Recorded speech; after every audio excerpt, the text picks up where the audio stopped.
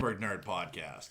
I'm Sean. And I'm Ian, and this is the only podcast that says It's amateurs like you who give kidnapping a bad name. nice. Yeah. I finally started watching Wednesday. Yeah? Yeah. I'm only 3 episodes in. Okay. Because I had to watch... I had to watch the new episode of Willow today, too. How's that? It is... You've got to fix your Disney Plus. Because it is... You would love it. Like, this is so far up Ian Alley. Yeah. Like, it's disgusting. Like, you would...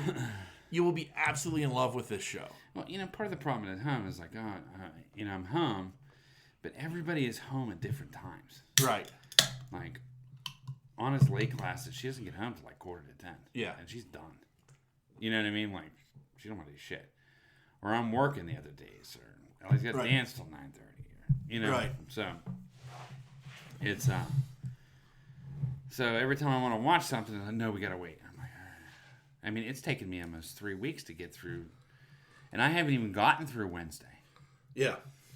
Like, I'm only 4 episodes in. Right. Which I love. Yeah. Have you've been watching? 3. I mean, I've got 3 episodes down. I'm just starting the 4th. Did you get to the part where they did they got to the park and they were inducting the guy and she's playing a black cello? Yeah. One of the most amazing cinematography. Yeah. Whatever with the you wanna fire say. and everything. Unfucking believable. Yeah. I loved it. Yeah. It was amazing. Yeah. Like I was like, that's really well filmed. Yeah. I mean, with the music and Right. it was unbelievable. Yeah. Like, it's I interesting. haven't put my hand up. I was like, man, that's some good shit. Because, like, the world is burning down and she's just still fucking going. Yeah. So good. It's one of those interesting things of, like you think about Tim Burton, because he's directed, I think he directs all the episodes, all 8 episodes. Mm-hmm. And you think about, like, what did Tim Burton, like, how has he grown as a director? Because, like, I mean, you think about Tim Burton stuff and you think about, like, the weird and the strange aspects of the way he films things, but, like, something like that. Yeah, this is filmed really well. Right. Those scenes are reminiscent of, like, Edward Scissorhands. Yes. In a way. Yeah. Because it's the strange, like, the strange thing against the background of normalcy. But yet it's filmed much better. Yeah. It's really good. Yeah. I really enjoy Thing. Yeah. It's excellent. Yeah. And it is. It is, yeah. Yeah, the way they're portraying Thing I've enjoyed a lot. When you see Morticia and Gomez, it made sense. Absolutely. Like, yeah, I mean, Luis Guzman as Gomez was like a home run. Like, we talked about it last week, like, the perfect casting. Like, that's perfect casting. Yeah, he's just so good. I enjoyed watching him Yeah. be Gomez. Yeah. Yeah, so, I mean, like, I love the little nuances to the show. Yeah. You know what I mean? Like, it's really well done. Right. And it's not, like, overbearing, and it's not, like... It's just little touches here and there. Like, the cookies, the Girl Scout cookies. Or whatever, Yeah. Or Lurch, or... You know what I mean? You rang. I mean, like, little nuances like that. And it's just kind of like, it kind of brings you back. Those little tips of the hat. Mm-hmm. It's really the good. double snap to get into the... Exactly. Yeah. And she is amazing as Wednesday. Yeah. I really like her as Wednesday Addams. Yeah. I do. I like Christina Ricci, too. I like her in this role. Yeah. No, I agree. Like, I think it's... I think it's fantastic they brought her into this, but I also think, I mean, she's just doing it very, very well. Yeah. Yeah, it's just good all the way around. So I'm looking forward to more. I am too. Like, I can't wait to finish it. I'll probably watch a couple more episodes tonight, and I'll probably finish it off tomorrow after the Steeler game. Yeah. But like, overall, it at least through the first 3 episodes, I have thoroughly enjoyed it. Yeah, it's really good. And Gwendolyn Christie's amazing too. Oh yeah. I mean, you knew the girl could act. Yeah. But still, it was like, it's a much different role than she's played in the other things I've seen her in. Right. and like even though like as Lucifer, I mean that was a much different role than, but like her, I hate to say this and it's a weird thing, but her allowing her femininity to come through. Yeah. You know what No, I mean? I agree. Like, you know, other things you've seen her in. I mean, maybe a little bit as Lucifer, but like this is like a little bit more like, and I've even heard her say in an interview, like, this is the first time she's felt pretty in a role. Yeah, right. You know, I'm like, that's interesting because you look pretty fucking good as Lucifer. Yeah. You know. No, she's great. Yeah. So yeah, I think that's yeah, I'm really digging the show. Yeah, so am I. Think of anything else I watched. I watched that I don't know what it's called. The fucking Lion movie with Elva. Oh, yeah. That looked kind of interesting. It's okay. Yeah. It's predictable, but I mean it's okay. Yeah. It's reminiscent of Lion in the Darkness, Yeah. but not as good. Yeah. You know what I mean? Yeah. But it's not bad. Yeah. I give it a B minus. Yeah. I think it could have been better. Yeah. But yeah, that's pretty good. Anything else? No. I mean, that's the only thing like I've been. I watched Willow, and I said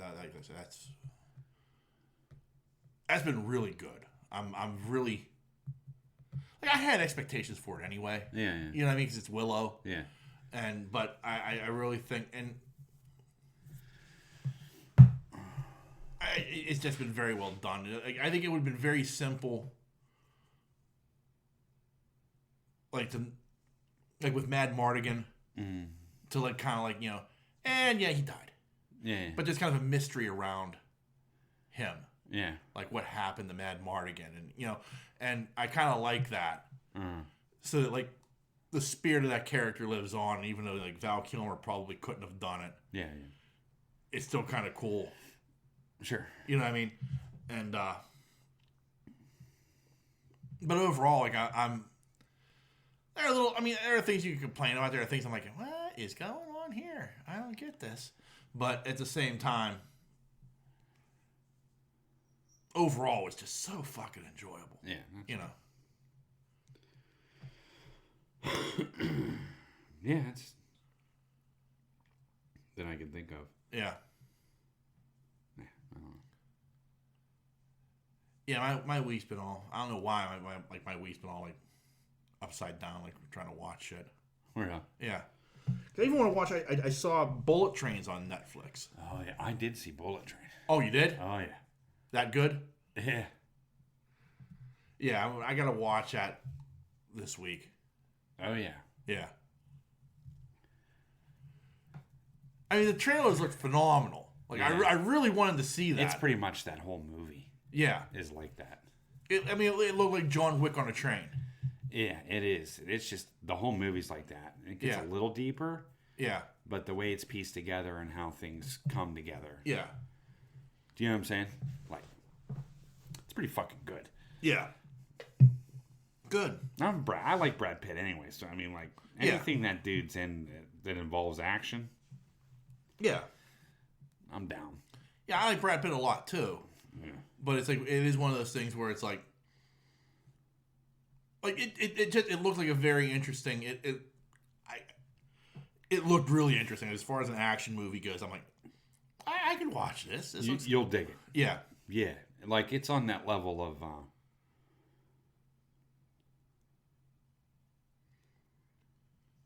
Pulp Fiction to me. Yeah. It has that kind of vibe, Yeah. a little bit, but you'll appreciate it. Yeah. And what's his name from Kick-Ass is excellent. Jason. Oh yeah, I know you're talking about. I can't remember his name. Yeah. But he's in it too. Yeah. There's a number of people in it. You'll see. You Yeah. should really watch that movie. It's Yeah, fucking great. I just saw it was on there the other day, and I'm like, oh fuck, I gotta make time for that.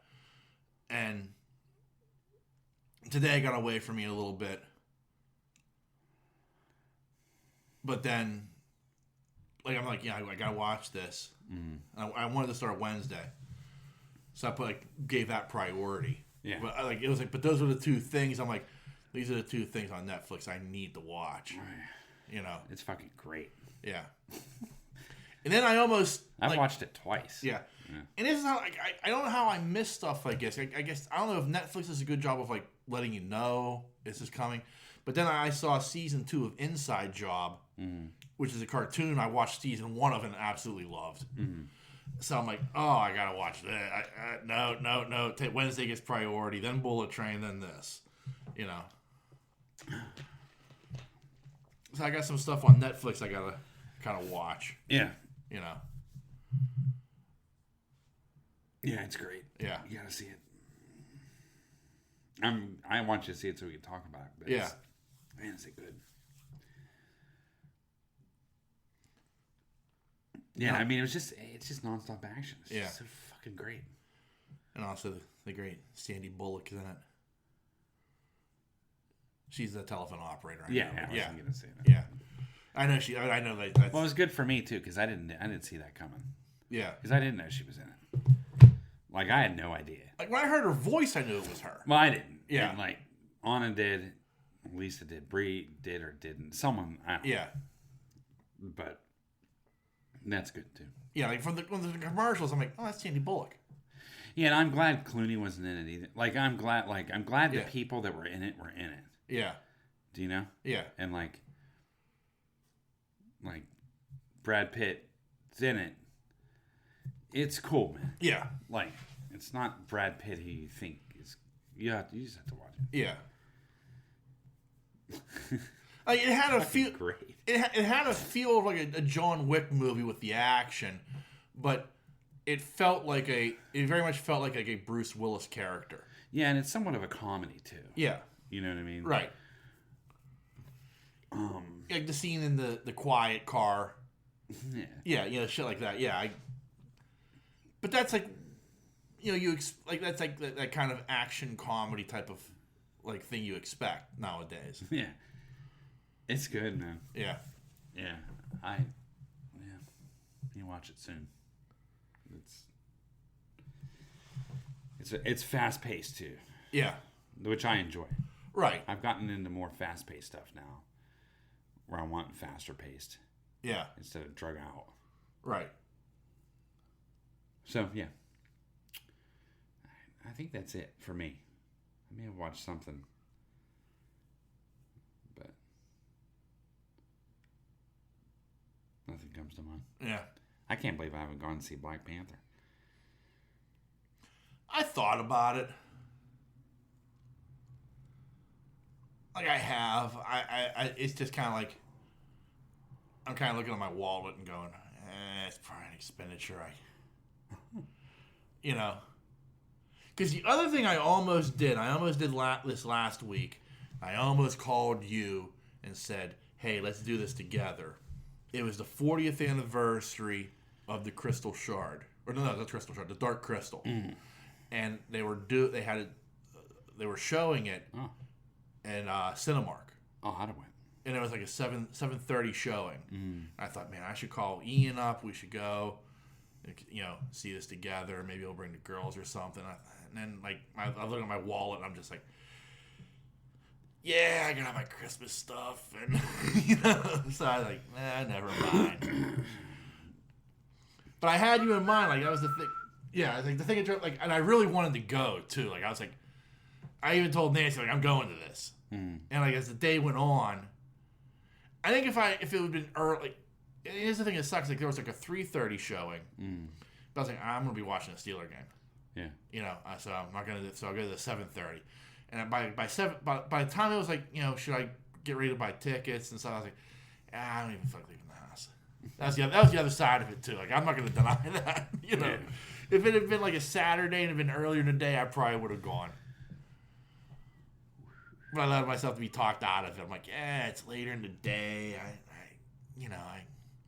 Wonder if anybody even went. I looked. There were a lot of people who went. I looked it up online because you could buy your tickets in advance.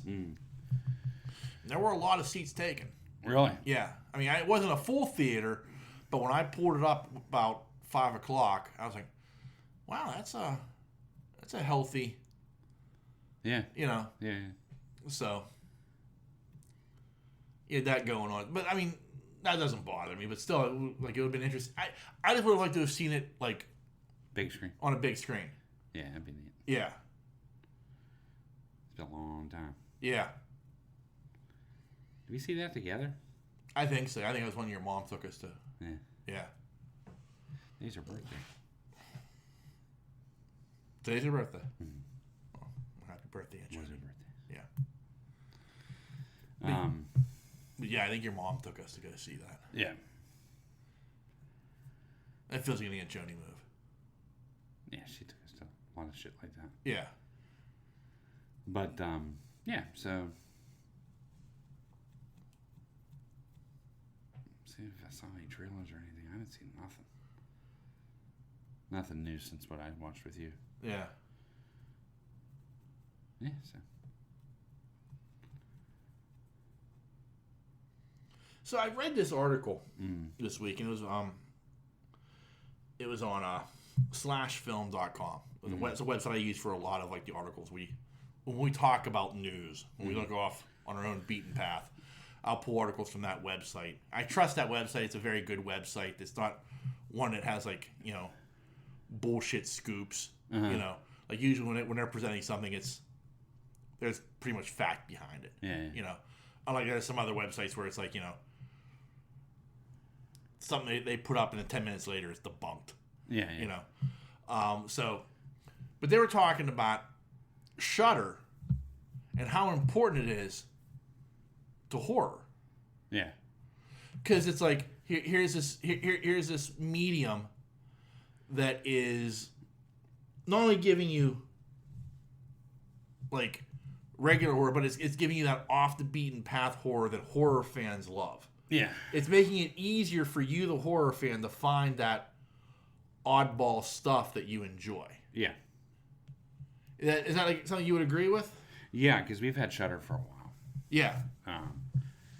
And we frequent it often. Yeah. You know what I mean? It's one of the main cycles through. Right. You cycle through. Right. What's on and stuff like that. Yeah. But, yeah, we've been using Shudder since it came out. Yeah. It's great. Has there been anything that you found on there that it's wow, I'm glad I was able to find this? I wouldn't have found this any other way. Or I'm sure there has been. Yeah. Just nothing comes to mind. Right. Because I haven't been on it in a while. But, right.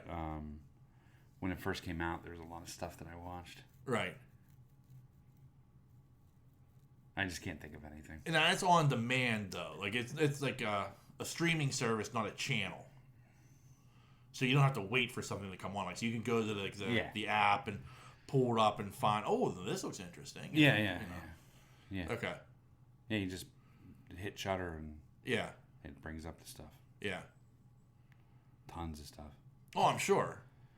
Because it's I think I watched the Creep Show stuff on there. I think you did too. Yeah. Yeah. You told me about it, and you told me I should watch it. Yeah. But it's that thing. I always find horror fans, because there's two types of horror fans. There's mainstream horror fans who it's Freddy and Jason and Michael and that's whatever they're seeing in a theater. Yeah. But then there's the hardcore horror fan, my friend Chris. I know a few of them that you find shit. And I'm just saying shit because it's you find stuff deep down the rabbit hole. Yeah. That's independently made. Stuff the average person would never find or hear of. You're a horror fan. Oh yeah, I really like this, and that. Oh yeah, you're one of those horror fans. You know what I mean? Yeah. Not that that's bad. I don't really carry myself that way though. Right. No, I'm not saying. But there's this. There is it's much oh yeah, I love comic book movies. Yeah, but have you read the books? Well, no. Well, you're not really a fan. you know, Well, there's that snobbity, but like, but there are people who like, you know, go way down that rabbit hole as far as like what horror is, and I think that is the heart of what horror is. Yeah. Like horror is really an independent film. Yeah. You know, like the more glossed up it gets, the worse it probably gets. Yeah. Like I think that's the beauty of like a Creep Show. I got that in my head now. Oh, the one with Cronenberg in it that you love. Nightbreed? Nightbreed, yeah.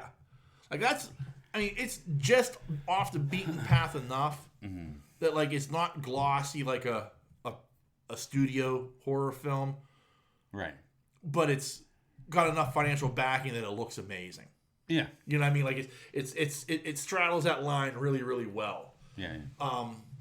And like, but yeah, but there's further down the rabbit hole. Like, there's so much independently made stuff. I would love them to see them redo Nightbreed. Yeah, like with modern day technology And more true to the true story. Yeah, Yeah. But, yeah, I see what you're saying. I mean, there's a lot of stuff on Shudder you can find. yeah, You know, if you want to go down the hole. yeah. You know.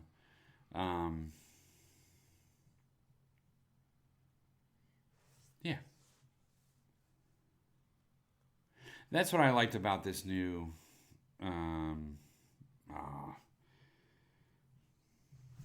Terrorizer? Yeah, Terrorizer. Is that what it's called? Yeah, I like the fact that like this was pretty much independent. yeah, And it got so much buzz that main movie houses were playing it. right, And I think that's important to horror. right. You know, so like I feel like horror is kind of coming back to a certain extent. It always does in cycles. Yeah, I mean I agree with you, but I'm just glad it is.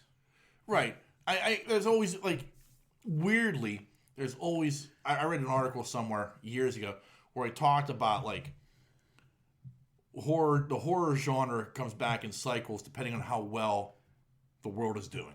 Yeah, Like it seems like the worse the world is, that's when horror seems to make a rise. You know, like it's almost like people are like, yeah, the world's fucked. Let me get scared. I need something to really fucking scare me. yeah. Because it's shit's scary enough, you know. Right. And I think that like I can relate to that. I mean I get what they're saying. You know, it's funny, you know, during the I'm not getting political or anything, but you know, fear, especially back, you know, 40s, 50s, you know what I mean? Yeah. Was nuclear war Yeah. eventually coming to be, kids getting under the desks, air sirens. Right, yeah. You know, late 40s, after the war. Yeah. The start of the Cold War. Correct. Yeah. And, you know, there's always that fear, you know, we could be nuked at any second. Right. We're probably closer to nuclear war now than we were back then. Yeah. You know what I mean? Right. Like, yeah. with more capabilities, more countries having more nuclear Right. weapons, you know, crazy people like North Korea. I'll say that. Yeah.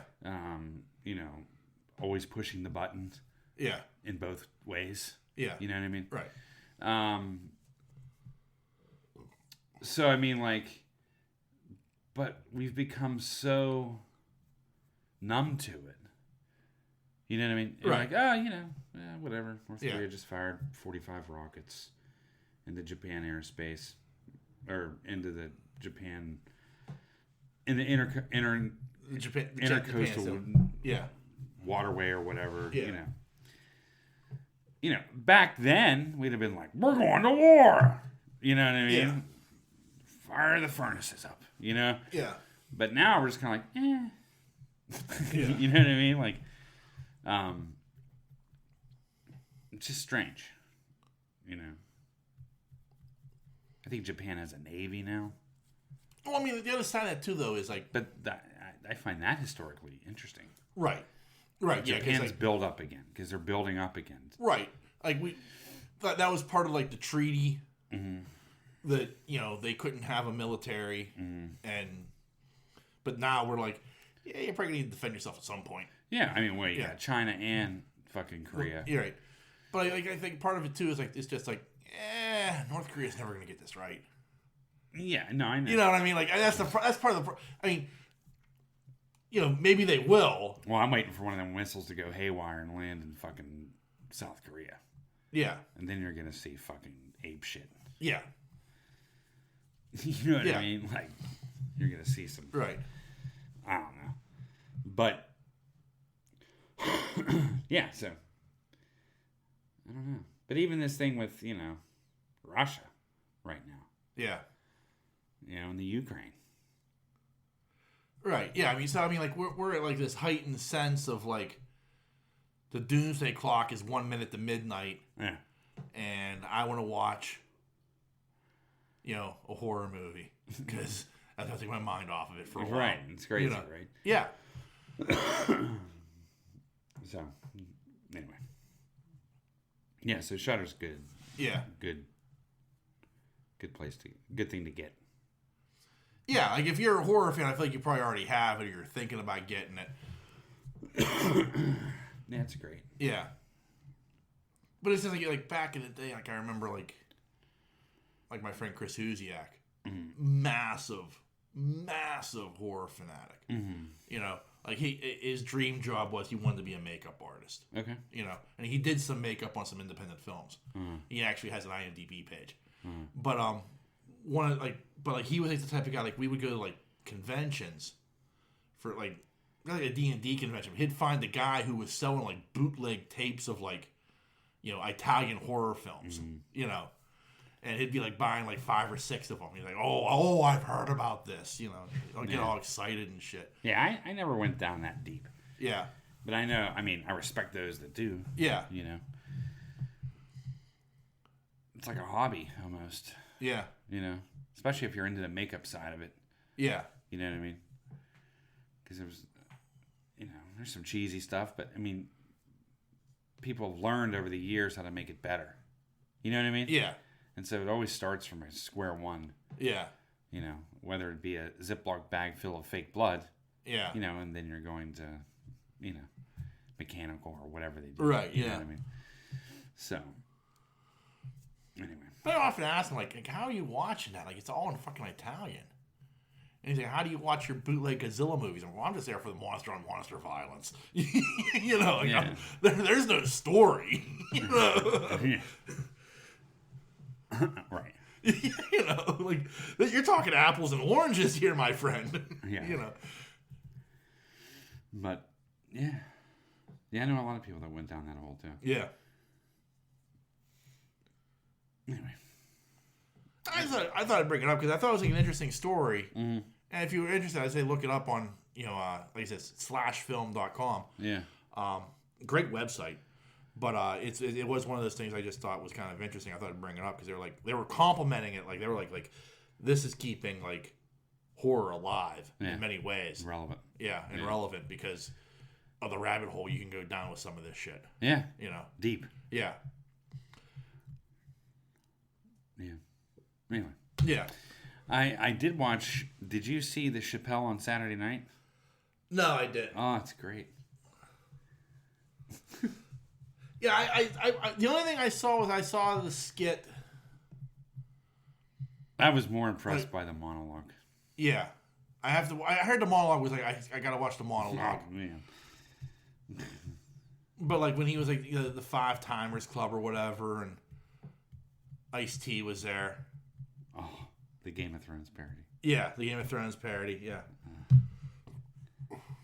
Yeah, but it was good. He was good. I just like listening to him speak.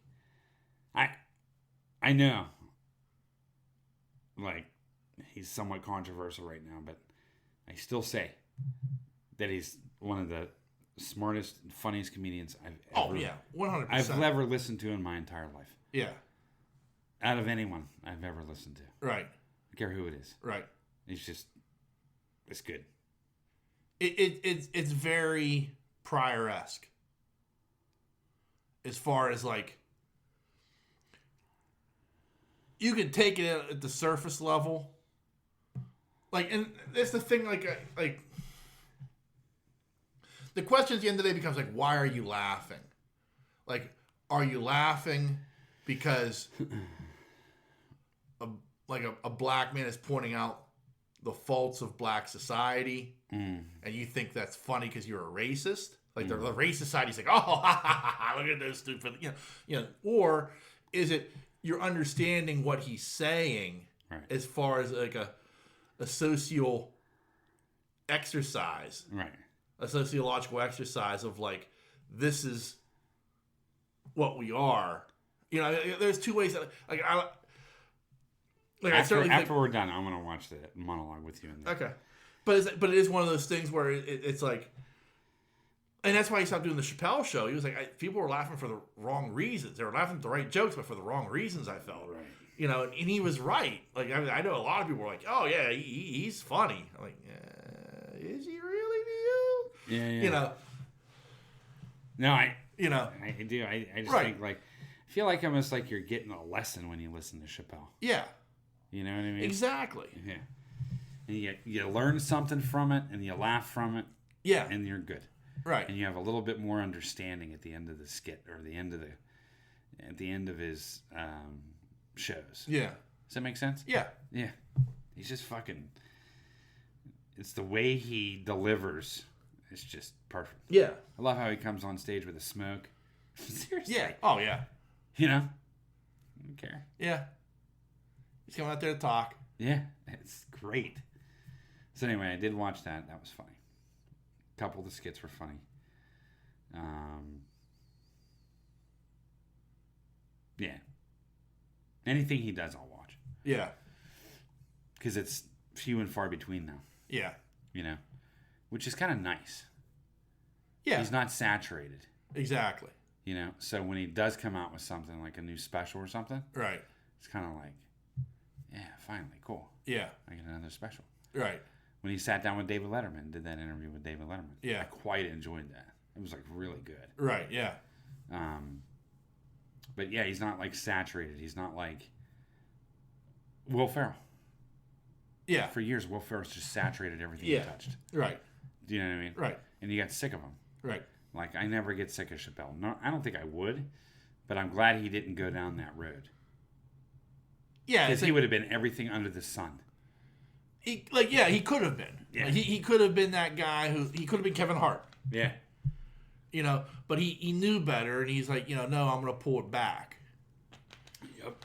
I mean, when he disappeared after Chappelle's show, it was like, and when he finally came back, you were like, shit. Sharp as a tack. Oh, man. Yeah, it's not like he lost anything. Yeah. Yeah, so. Anyway, it was good to see him.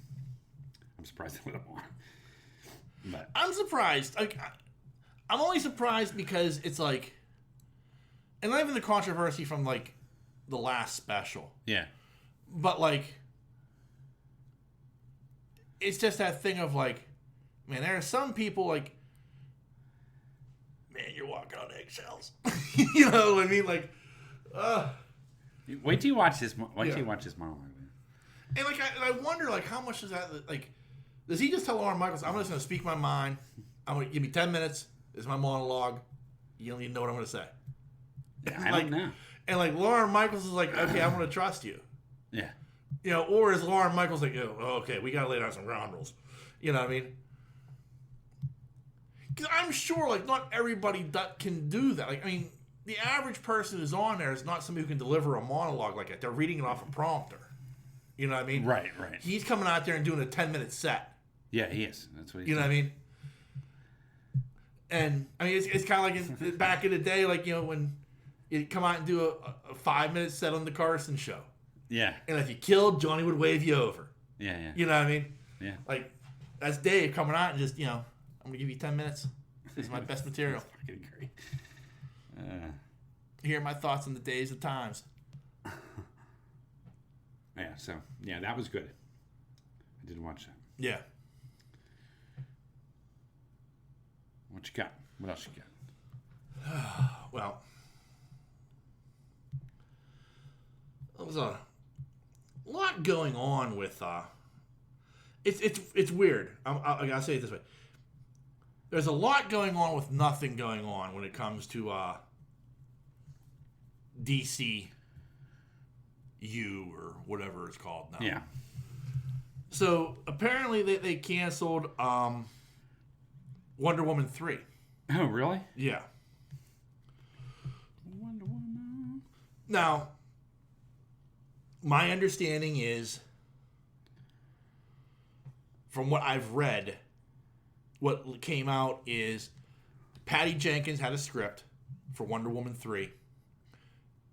She gave it to Gunn and Safran, the two guys who are now and they sent it back saying, we don't want to do this. Doesn't fit. Oh, shit. And like from there, I don't there's rumor that she sent something back to them about what's called a character arc or something, like some shit like that. And like all I know is Gunn has put out a tweet saying a lot of rumors, some of them true, some of them not true, some of them may be true in the future, we don't know. Like, and it's like this thing of like people are so desperate to figure out what they're doing. Yeah.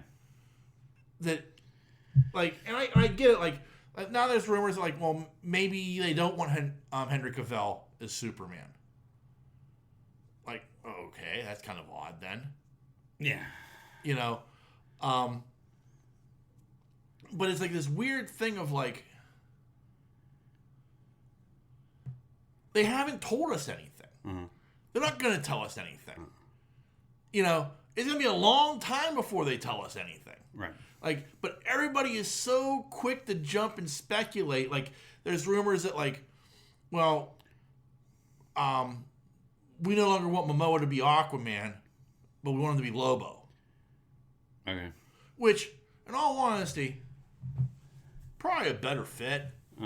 Because Lobo's like an intergalactic biker bounty hunter. Okay. He's the man. Momoa could make that work. But I like his work as Aquaman. Yeah. I'm intrigued to see what happens in this second movie whenever we finally get to see it. Yeah. So there's like that aspect of it. There's the aspect of like, well, okay, so I mean that officially, yes, Wonder Woman 3 is no longer on the table, which I'm fine with. But like, are you keeping Gal Gadot as Wonder Woman?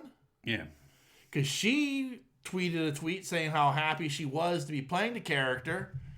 It was like her anniversary of like being offered the job or something. It's like, and I can't wait to do it again, and I have so many more stories to tell. And I'm like, is that just because like you like the script that Patty Jenkins had? Yeah. Because the second one kind of stunk. Yeah. It was not good. Yeah. First one very good. Second one kind of bad. And I like Patty Jenkins, but are you redeeming yourself after 2, or did you think 2 was good? Yeah, because if you thought 2 was good, there's a problem. Yeah. The only thing that made 2 good was him. Yeah. Seriously. You know what I mean? Yeah. Like, he saved that movie in my viewpoint. Right. Like Chris Pine. Yeah. Yeah. Like, he was the bright spot in that movie. Yeah, I agree. I mean, that's the only reason to go see that movie is for Pine. Like, to me. I mean, when the mall scene said it all. It set the tone for the entire movie. Yeah. And like the worst part about that is like you get like Pedro Pascal, and that was a bad character. Yeah. Like, and he couldn't save that. Nope. You get Kristen Wiig as Cheetah, and I thought, okay, this could be pretty good. And I don't know who approved that CGI. Yeah, that CGI was terrible. That was terrible. But like, I liked her as a character, though. Right. I thought she was pulling that off very well. Yeah. But when it got to the CGI parts, I was like, yeah. You know what I mean? Like, so like, that's rough. Yeah. Like, there's a lot of stuff in that movie that, like, you sit there and you go, wow, that was Yeah, the mall scene said it all. Yeah. The mall scene set the tone for the entire fucking movie. The mall scene said, "Yeah, we're not going to kill anybody anymore, or we're not going to injure anybody that badly. Yeah. We're just going to throw people into teddy bears." Do you understand what I'm saying? Right. Yeah. Like, that's not the Wonder Woman that I wanted. Yeah. That's not Yeah. from the first movie where she took out like a whole fucking platoon. Yeah. Not that I would expect that in modern day, Right. but at the same time, I expect her to throw someone through a wall. Yeah. Can I get that? Yeah. No, I can't. She's gonna tie them all up with her lasso. I had problems. I did. It's bad. The invisible jet part was pretty good Yeah. And the way they pulled that off. because of Pine. Right. But also, it made it like it's always been one of those things where it's like, wow, the invisible jet, that's kind of hokey. Yeah. You know? But they kind of explained it brilliantly. Yeah. You know what I mean? Like, I was like, oh, that makes a lot of sense then. Yeah. You know? But, overall, it wasn't that good of a movie. If they would just not call it the invisible jet. Yeah. If it would just be called, her jet and cloak, Yeah. or, you know what I mean? Right. That makes more. That's more palatable. Right. But Palliative. right. But so overall, the overall movie had some good points, but the good points are outweighed by the bad. Yeah. And so if you're coming back with something more along the same lines, and you can't bring back Chris Pine. Yeah, and the Chris Pine leaving. Yeah. That was heartbreaking, and that was good. Yeah. But then at the end, she kind of gets with the dude. I didn't. It's like, Well, yeah. man, dude, let it rest. Yeah. You know what I mean? You How just left him. How bad do you need that D? Wonder Woman's a whore. Yeah. You know what I mean? Yeah. What the fuck? Yeah. She just lost the love of her life. You know what I mean? Yeah. So, yeah, I knew people that liked the movie. For me personally, I thought it was just not good. There was just too many little kid moments in it, Yeah. which I don't know. Right. You went from Wonder Woman 1, which was so dark, and then you go to this, person. I didn't feel like there was a transition.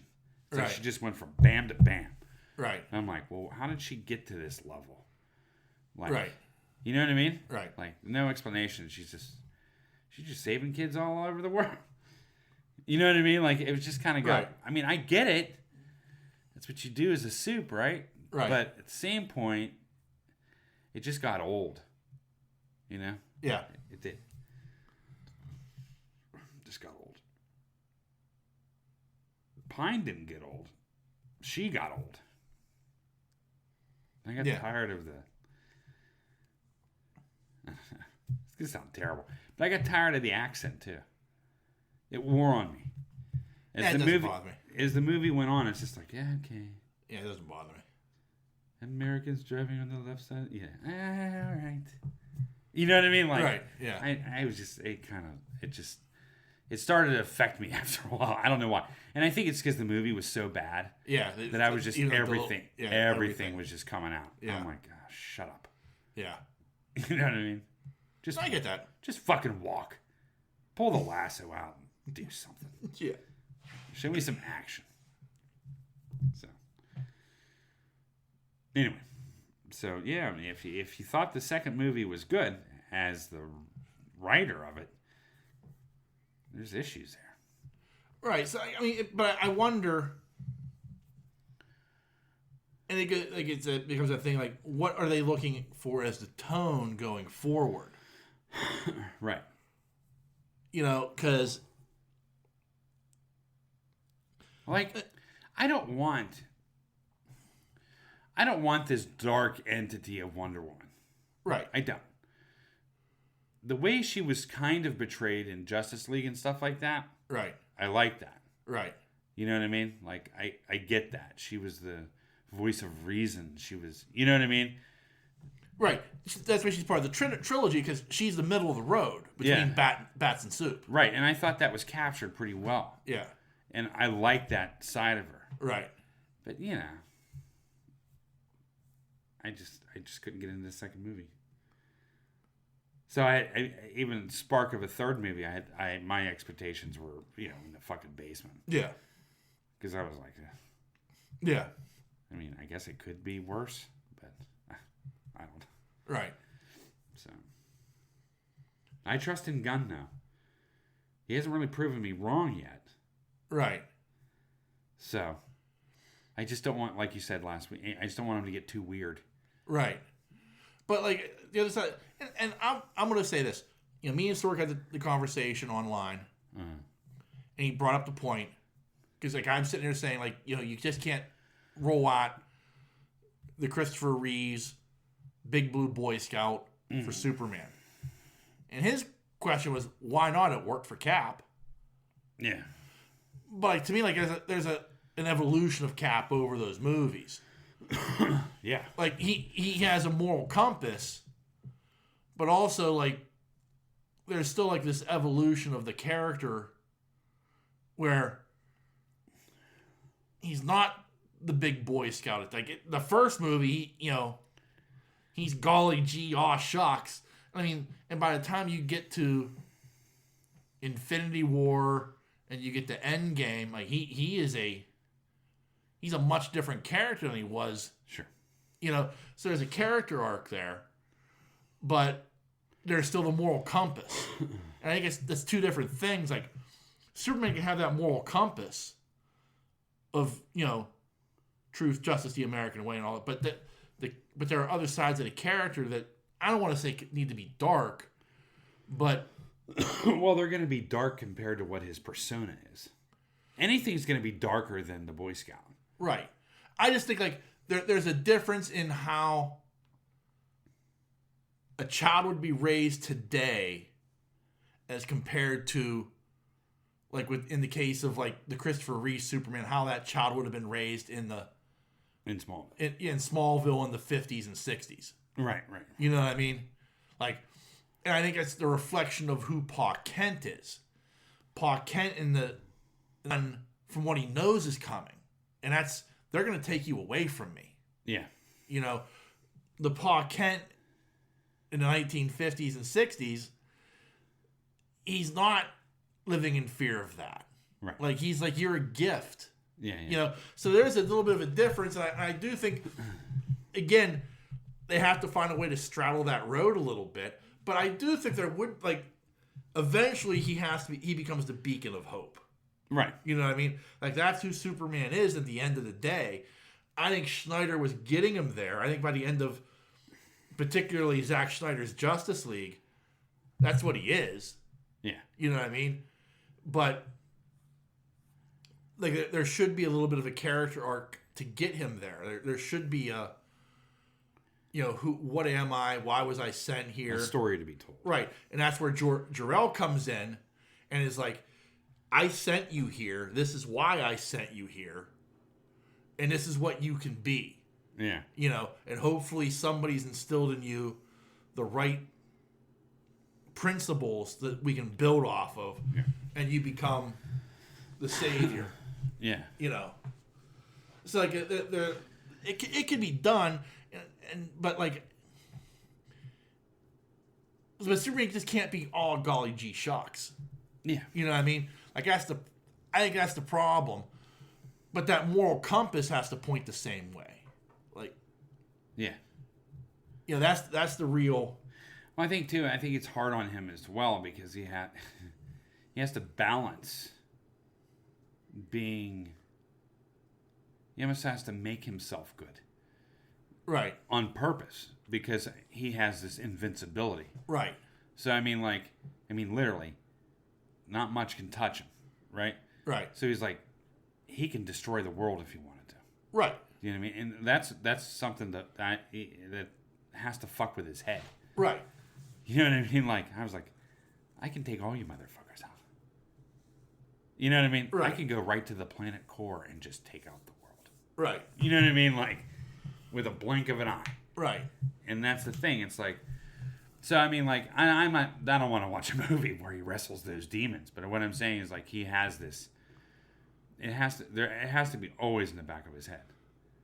You know what I mean? Right. Like, there's always there. I'm sure there is. You've read more than me, but of course. But I mean, like, there has to be this dark side to Superman where it's just kind of like, what the fuck? Why am I even here? You know what I mean? Right. Well, I mean, and I think like I think Snyder tried to examine that as far as like, again, like, how is the world going to take Superman? That's question number one. Like, how is the world going to respond to this? Right. Like, this all-powerful being that we can't stop. Right. You know? So that's problem number one. And I think, like you saw in that movie, like, I mean, I think Schneider did a good job of portraying that. And so now, how does that weigh on you?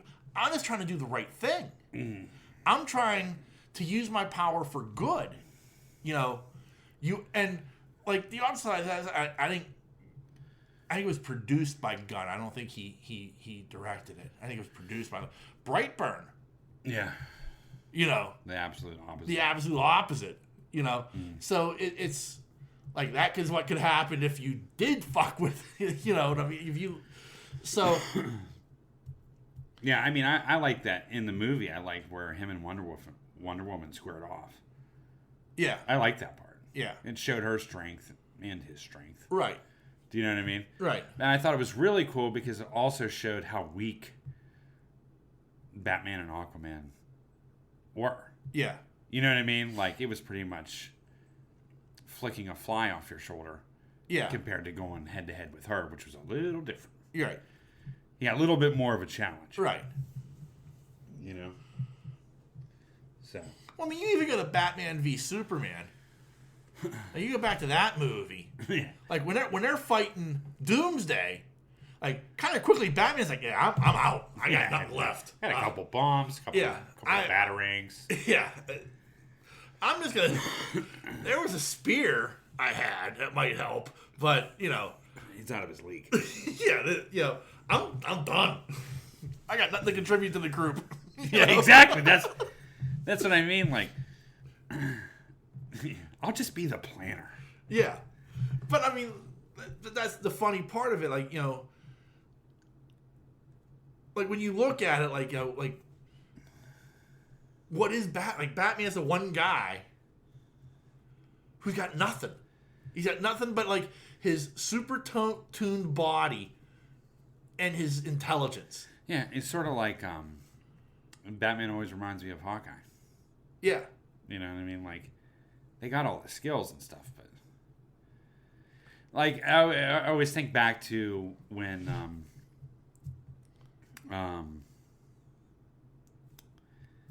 Infinity War 1. You know? Yeah. Right? Yeah. And Infinity War. Manhattan, right? Yeah. And they came coming down, and, you know, there's Hulk, Thor. You mean the first Avengers? First Avengers, sorry. Yeah, okay. Sorry, not Infinity War. Yeah. The first Avengers. Yeah. And, you know, you got all these superpowers, and there's Hawkeye and... Scarlet Witch. Not Or Scarlet Witch, Black Widow. Black Widow, yeah. Yeah. And like, yeah, just take the streets out, you know, do what you can. Yeah. You know? Yeah. Do what you can do. Well, I mean, and that goes back to, and here we go, Stork. It goes back to the farm scene. Yeah. You know, where Hawkeye's wife is like, you know, they're gods. Yeah. And you're Clint. Yeah, you're good, but you're not Yeah. invincible. Yeah. I hate to break this to you. But they need you because, like, you're Right. like the conscience. Well, you know? I always viewed twisted, I know, but when I view the both worlds, you know, like DC, and I always viewed Superman and Thor very similar. Because Thor's pretty much invincible. Yeah. Yeah, I mean... There's not much that can Yeah. kill that guy. No. I mean, the stuff that can kill him is, like, extra dimensional and shit. Yeah. Yeah. Like Superman, it's magic, right? Magic and kryptonite, yeah. Yeah. But I mean, like, Yeah. you got Thor on your side, Right. raining down lightning. Right. Like, he's not going to go. You other motherfuckers might go, but Yeah. Hulk is absolutely invincible. Right? Right. So you got Thor and Hulk Right. on the same team. Right. Now, Iron Man's human. Right. Outside of the armor. Outside of the armor, he's a peon. Yeah. What are you without your armor? Billionaire, playboy, philanthropist. Yeah. And Cap's superhuman, so he does have enhanced abilities. You know what I mean? Like, yeah, he has enhanced abilities, but he can still yeah, he can still take it. Yeah, but I mean, you could shoot him and kill him. Yeah. But he's not invincible.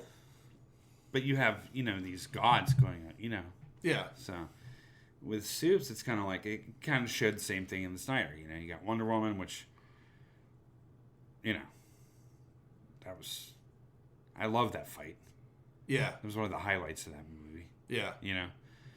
And you got Supes, which is absolutely invincible. Yeah. So I just like to see the similarities between the two. DC and Marvel. Yeah. Whatever Marvel ripped off. Well, I mean, it's the weird thing, yeah. Doing the old razzle dazzle there, Darby. Razzle dazzle, dude. I always look at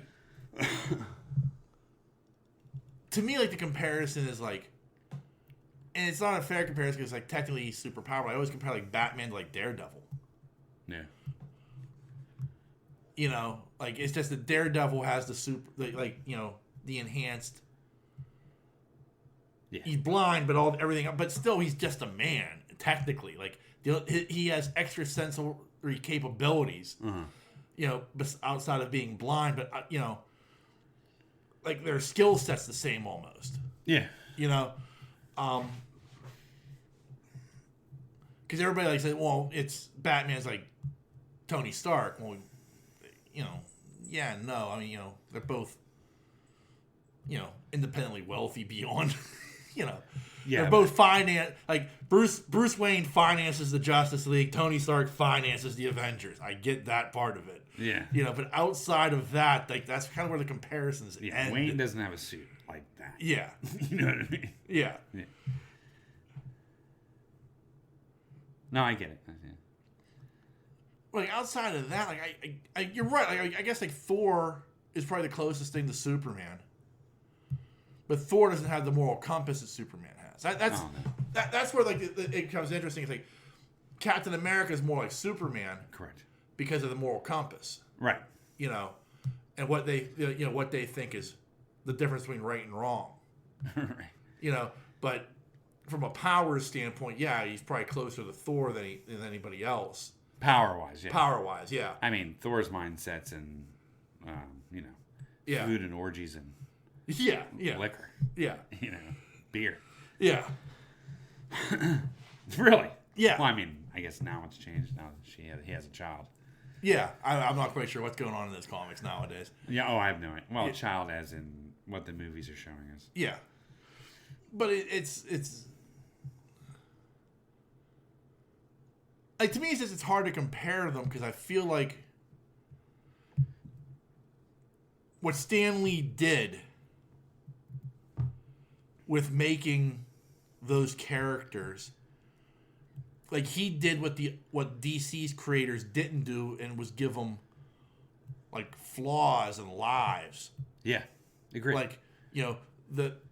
My being a superhero has repercussions into this, that, and the next thing. Right. At that time, there was no romance, but there was very little romance between Superman and Lois Lane. It was just trying to keep his identity a secret from her. Yeah. Batman. I don't think Bruce Wayne showed up very often in those comic books. Yeah. That was his secret identity. It was shit like that. None of those characters had social repercussions for what their night job was. for the most part. Yeah. You know, many of them weren't independently wealthy. Like, you know, Green Arrow, Oliver Queen was independently wealthy. You know, so it was like they didn't have to explore that. Where Stan Lee, like, one, he sets it up in New York because that's what he knew. He wanted to be someplace real that people could identify with, but also like the characters. So like even like the Avengers, like the Fantastic Four, like their character flaws played as much of a part as the team. It's like when you get, like I said, when you get to the Justice League, it's like, you know, we're all here for truth, justice, and the American way. Wonder Woman, could you get us some coffee and donuts? You know, where the Avengers, they were like, yeah, fuck, we got problems. You know? Yeah. But Spider-Man's like, I'm broke, motherfucker. yeah. I got a cold, I'm broke, and my Aunt May's on to me. Yeah, I know. You know? That's why I like Stanley's characters. I felt Right, a lot of them were like very. All of them had their personal demons. You know what I mean? Yeah, but that's why, like, there are story arcs, like, with Marvel from, like, the 60s and 70s that people, like, still kind of go back, like, the death of Gwen Stacy, you know, shit like those are, like, touchstone moments where, like, in all honesty, like, with DC Comics, you don't get stuff like that until, like, the late 70s and into the 80s. Yeah. You know what I mean? Like, because they weren't, it was just, here's the bad guy of the week. You know? Yeah. Here, we'll do like, they didn't do stories like that. Here's a 2-episode arc. Like, now, like, when they write these, like, they have to determine, like, okay, if you're writing Justice League, here's who you have available because we have something else going on in this story arc that Batman's not available for. And, well, you can't use Superman for these 3 issues because he's doing that. You know, like, they have to, like, figure that shit out for continuity's sake. Yeah, yeah. Where back then it was just like, well, yeah, here's 2 episodes of Batman fighting the Joker, and also here's 2 issues of Justice League where we just put them all together and they fought Starro. You know, Yeah. you know, I mean, like that's kind of how shit was done then, and none of it like really interacted. Yeah. Yeah. And until you got like into the 70s and they started kind of like, you know, creating a little bit of continuity and like giving them a little bit more than just like, you know, giving like actual character. Yeah. Right. You know. All right, so let's move on. Okay. I think we're retreading stuff, but Yeah. Fuck it. It's my show. Do what I want. Yeah. You excited for the big game tomorrow? I'm going. Are you? Yeah. Oh, that's gonna be fun. Yeah. Nothing like a Steelers-Ravens game. I know. This is your first Steelers-Ravens game? Or have you been to a... I've been to one before. Yeah. Yeah. Yeah, it'll be a good game. Yeah. Everybody shows up for that game. Yeah. Like, that is... Like, I'll give you Packers, Bears... And that is probably it, as far as maybe Raiders Chiefs. Yeah, Raiders Chiefs is a big one. But like, I still think like Steelers Ravens is at best, at worst, the second best rivalry in all of professional football. Oh yeah. Like this game. Like, I mean. Throw out the records. Yeah. Like, this is going to be a nasty game. Oh, yeah. Yeah, it's going to be a good game. Yeah. It always is. Yeah. And I love that about this game. Like, it's like, you know... The only thing I miss is, like, I mean, like, Roethlisberger was such a huge part of what made that. Like, I saw him talking about, you know, the bloody nose. Uh-huh. You know, the busted nose game and stuff like that. And it's like, you know, he's like, I went in and I was like, how's the nose looking? The doctor's like, He's like, oh, it's broke, huh? You know, 'cause his nose was like just all over his fucking face. Yeah. But it's like he was such a big part of what made that Oh yeah. that rivalry. But like, I feel like it's going to go on. I you know, it's a blood feud. Is basically what it is, more than any other. Like it's literally a blood feud. And what usually makes the rivalry great is it's usually high stakes. Yeah. Both these teams are good. Both these teams are. This year the Steelers are down, but you feel like, oh man, the future looks bright with Kenny Pickett. Yeah. You know, he made some throws in the past couple games that make you go, that's why we drafted this kid. Yeah. You know, I know Thad hates him, but I think it's just because he's a Pitt quarterback. Maybe. You know, which makes me ask the question: who's the last Penn State quarterback who did any fucking thing in the NFL? And that answer is none. Yeah. You know. Yeah, we'll see how he does. We'll see how that game is. I'm excited to go. Yeah. It'll be a good game. How about Baker Mayfield? Oh. Like, I feel like I honestly do. I feel like here's a guy who has been wronged so badly. Yeah. Like, I honestly felt, and I still feel this way, he has all the potential in the world to be a great quarterback. Yeah. Like, when he was in Cleveland, I worried about him. Yeah. I honestly did. And, like, I mean, that one game, like, he got destroyed. Like, he had a bad shoulder. He shouldn't have been on the field, but they trotted him out there, and he got destroyed by the Steeler defense. He, sacked, 6 times and, threw 3 picks or something. He looked horrible. But it was he was Roethlisberger, and he was, limping his way out there, you know. Yeah. And he wasn't going to let you know he was injured. Right. You know. And I gave him all the credit in the world for doing that, but at the same time, Carolina did him no favors. No. You know, and he goes to the Rams. He's there for 2 fucking days, and leads them on a game-winning drive. That's crazy, right? It is. He had to have just been drawing plays in the dirt. I know. But at the same point, it's just wow, way to go. Yeah. You know what I mean? I thought it was pretty cool, actually. I did too. I was happy. I was happy for the guy because I feel like he's been just wronged. Yeah. I felt the same. Matthew Stafford spent all that time in Detroit. Yeah. You know, they sniffed the playoffs a couple of times. That's it. Hates his shoulder. Yeah. Goes back in because there's a timeout called. Throws the game because it's his other shoulder is dislocated. Throws the game-winning pass. Who the fuck does that? I know. You know? Yeah. But, he's in Detroit, so he's fucked. Yeah. He goes to the Rams, wins the Super Bowl. Yeah. You know? And it's just that thing of there are guys who I always felt were better than where they ended up. Yeah. Jake Plummer was that guy. Yeah. He was in Arizona for a long time, then he ended up in Denver. I think he had finished his career in Denver. He was a quarterback for the Broncos the first time Roethlisberger took him to the Super Bowl. Yeah. The Super Bowl 40 year. Yeah. And that was the closest he came. And that was a half decent team. Mm.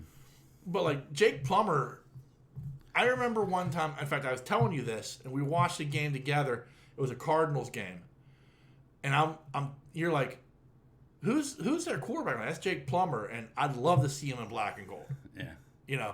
Because at that time we still had Cordell. Yeah. And I was like, yeah, I'd love to see this guy in black and gold. He should be a Steeler. He's exactly what we need. Yeah. And it was only. But, things work out in the end. But, he was a better quarterback than, the teams he played on. Sure. And it's that thing man, that stinks for that guy. Because, he deserved better. I always wondered, can you imagine Sanders on another team?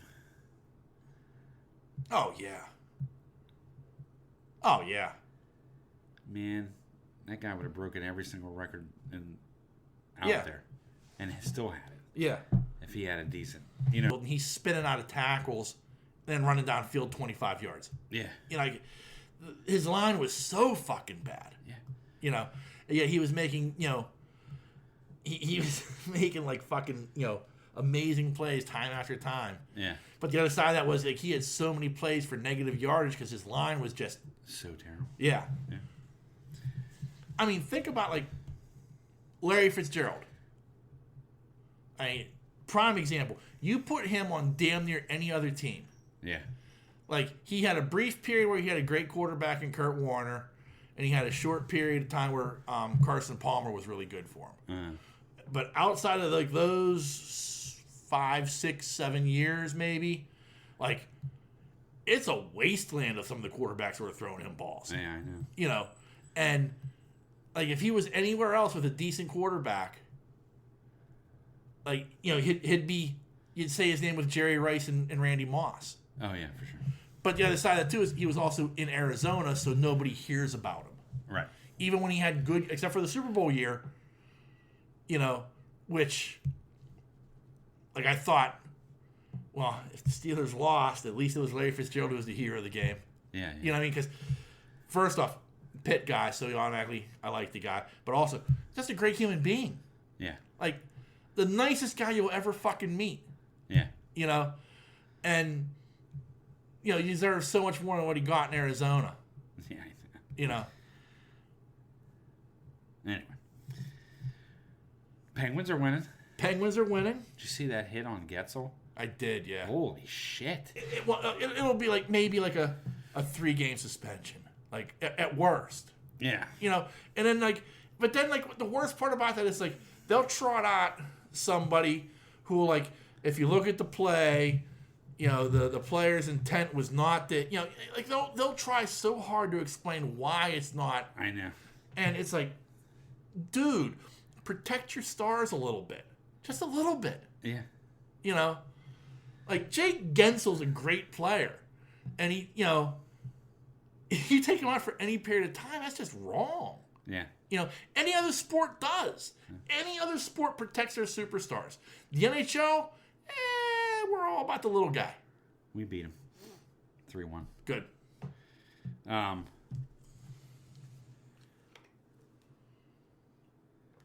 Yeah, I know. I mean, like, now, I thought it was officiated correctly, Yeah. but I think there should have been repercussions for the hit. Yeah. I mean, because Jake slashed him. Right. You know what I'm saying? Right. And you could see that. Yeah. I mean, he's not Boy Scout here. Right. But at the same point, not only did he cross-check him in the chest and next to the boards, but then he got him right in the neck. Yeah. He went high. Yeah. And that should have been, come on, man. Yeah. I agree. That should have been a fine Yeah. in at least 10 games. Yeah. You know what I mean? Like, you just can't. Yeah. Yeah, I agree. I absolutely agree. So, But that's the NHL. jeez. I mean, it's been that way forever. Yeah. Like, you know, they don't believe in protecting superstars. Yeah. I don't know why. It's like the oddest fucking thing. Like, you would think like a guy like Crosby or Patrick Kane or, you know, McDavid up there in Edmonton, like, these guys should have a no-fly zone around them. Well, it's not even that. I don't think the NHL does what it's supposed to be doing. Do you know what I mean? Yeah. Like, they don't protect their stars. They don't advertise. Barely. Right. It's almost like they depend on that old guard Yeah. to keep hockey up. I mean, you want it to be popular, but at the same time, you throw all these hindrances. 50% of America is probably streaming.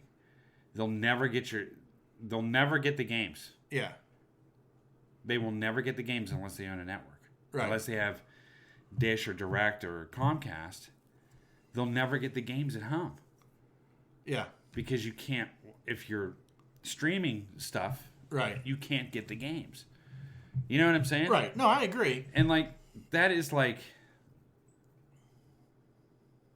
and like, you want a younger audience. If you have ESPN Plus, You'll be able to watch because they have a contract with ESPN now. You'll get some games. You'll get some games. I'm talking about home games. Yeah, Like if you buy the Hawks and watch your own team play. But that's the problem with all of those. Like, it's the way the contracts are set up. She's not allowed on the table. She knows it. She's just being bad. But it's just the problem with like, it's the NHL, it's the MLB, it's the NBA, it's even the NFL. Like when you buy that package, it's for out of market games only. Right. And you're right. Like they have to figure out a way to change that. You want people involved in hockey. Right. Get them involved in hockey. Right. I agree. It's just, it doesn't make a lot of sense to me. Right. Like, I mean, the biggest show on earth, the NFL, you watch games all the time on TV. And you're not blacked out. Right. But okay. One, if you go and you get the NFL package with, I think it's still with DirecTV, and I think next year the license is up, and I don't know who's going to get it. Word is Apple. But if you purchase that package, you're only getting out of network games. Right. So if you were buying that as somebody who is streaming, you're only getting every other game but the Steelers. Now the problem, the thing to that though is all Steeler games are available on a network. So you can use an antenna. If you can get a decent signal, which most people can, then you can watch your local game. Right. The problem is with the NHL, with the NBA, and with MLB, since there's not one game a week, right, all of those games are on cable. Right. So now those three have the problem of, well, how do we get our local game to the streamer who wants to watch the Cavs games? Why can't they just build this? Why can't they have like what is it? Fox Sports now, or is it AT&T Sports? Well, for Pittsburgh, it's AT&T Sports. Okay, so why can't they have an AT&T Sports icon right on your TV, and you pay $5.99 a month to watch baseball and hockey? Right, I agree. You should be able to do that, but I don't know why I don't know what's involved with that. Like there has to be something like it has to have something to do with like Major League Baseball and the NHL have a contract. Well, yeah, they do have contracts. That's part of the problem. So I'm not quite sure what all is involved with that. Like now you're getting like well over my pay grade and what I used to know, but it's just that thing of like I agree with you. Like I should be able to, if I can prove I live in a local market somehow. Yeah. That I should be able to watch those games over a streaming service. Yeah. I agree. But I don't know how you do that because like the other side of that is you could say like, well, I could download the app for LA, and then I could watch Clippers games because I say I have an address in Malibu. Yeah. So I don't know what exactly it would take to prove that. Right. Like that's the problem. Yeah, I don't know either. This pisses me off. I'm sure it does, because that's something that I know you enjoy. You love watching. I watch hockey games all day long. Yeah. Yeah. Yeah. I love hockey. So. Yeah. It's upsetting that I can't watch hockey games. Yeah. Yeah, I can imagine, because I know how much you enjoy that. Yeah. And it was kind of a shocker. I mean, I knew when I cut the cord that was the sacrifice you were making. Yeah, but at the same point, I'm watching. I probably watched a lot of games a year. Yeah. Penn's game was on. It was on. Yeah. I don't know. It just pisses me off. Yeah. I need somebody to tell me how much longer the World Cup is for. Because I'm tired of seeing it. Are you? I am. It's like all over my feed. Like Twitter, Facebook. Like the U.S. got eliminated. It's like immediately, like that should like to be the end of it. Like we no longer talk about it. Right. You know what I mean? But like people are like, they're like, oh, England versus France. This is a classic. I'm like, who the fuck cares? Like, really? Right. Like, unless you're in England and France, who the fuck cares? You know, I'm hearing people like talking about, like, you know, yesterday was like, you know, oh, such a thrilling day of what? Mm-hmm. Croatia versus Argentina? Like, I give a fuck. Right. You know, like, it's like I didn't care when the U.S. was playing, but I'll at least give you a pass that the U.S. was playing. Right. Like, if you're somebody who's still watching soccer after your team has been eliminated, like, I got questions. You know? I don't know. They just enjoy soccer. The only sport, and I do mean the only sport, like, I will watch, like, their playoffs for once my team is eliminated is football. Right. And even then, it doesn't have my full attention. Like, the Super Bowl has my full attention. But, like this year's playoffs, I'll watch, like, a game a week. Yeah. You know what I mean? Like, I'm not going to be, like... I mean, there was a time in my life where, like, you know, Steelers are in or out, like, I'm watching every single fucking game. Yeah. Like, now I'm at a point where I'm like, what's the good Chiefs Bills? Okay, that'll be a good game. I'll watch that. You know, like, I'm not, like, tuning in for every single fucking game. Right. But like hockey, like, once the Penguins are eliminated, I'm like, I can't watch another hockey game. Yeah. You know, like, but I'll make sure, like, oh, who won the cup? Oh, okay, yeah, that's cool. You know, I mean, baseball to me ends in August. Yeah. You know, like, I mean, that's how bad the Pirates are. Like, once Steeler training camp starts, baseball season's over. Right. You know, so, like, I couldn't, like, off the top of my head right now, I couldn't tell you who won the World Series last year. Houston won it. That's it. Yeah, Houston.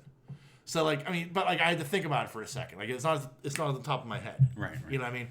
So it's like this weird thing, like, so like, and like, to me, like, you have to be such a diehard soccer fan to, like, in the United States to still be watching. Like, I will give you the pass if you're in Europe. Our friend, you know, Anthony in Ireland, I'm sure he's still watching the World Cup with bated breath. Right. But he's grown up on it. Yeah. It was forced down his throat at a young age. I'm sorry, Anthony. Yeah. But, like, here in the United States, like, it is such a regional sport that, like, I don't understand why my timeline is still filled with people talking about it. Yeah. Like, oh.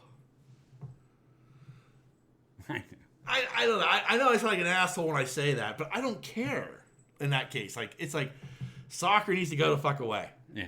You know, I'm done. Nice. How many more weeks of this shit do I got to put up with? Right. Fuck.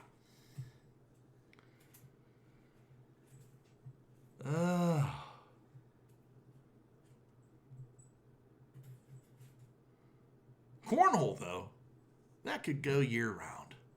Yeah. Yeah. That's all I got. Anything like to add to proceedings there, sir? No, man, I'm good. All right. Well, remember, there are a number of different ways you can reach out and touch us. Hey. You can send us an email, like Thad does each and every week, usually to insult us at this point. And that email address is pittsburghnerd@yahoo.com. You can also find us on Facebook and Twitter. Just search Pittsburgh Nerd. We're very, very easy to find. And as always, you can find us on a number of podcasting networks. You can find us on the Tangent Bound Network, the Weeby Geeks Network, and the Pod Breed Network. Just give them a Google search. You can find all the other great podcasts they have to offer. And lastly, as always, we want to thank you, dear listener, for checking us out each and every week. We can't thank you enough for your patronage. Yes. And so on that note, the dreamer has awakened. Peace.